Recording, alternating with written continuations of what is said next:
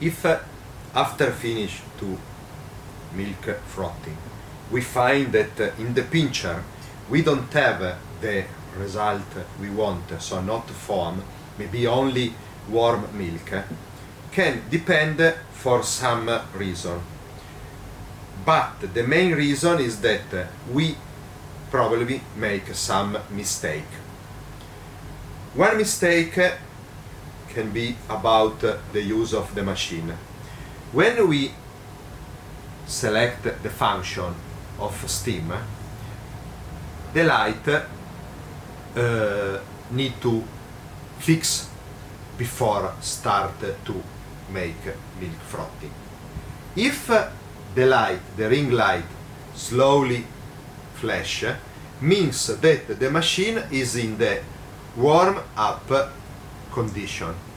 If when warm up we rotate, maybe we have some steam come out, but the quantity of steam is very low. It is not enough to frothing the milk. So first of things, before start, check the warm status of the machine. If it's not ready, wait. The other question depends what we use for frothing the milk. The first condition is the milk temperature. We already said we suggest the correct range is 41 to 45 Fahrenheit, cold milk range.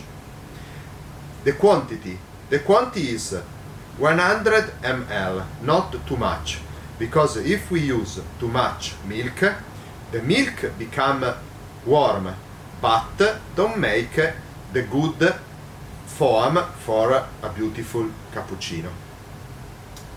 The third thing is about the size of the pincher we use. This is the correct size for our steam pipe. When we put in position, the steam pipe arrive to touch the milk. If we use a big one, the milk just stay in the bottom of the pincher. But when we insert, the steam pipe is very far from the milk. And in this consequence, the milk don't have the steam don't have any effect from the milk.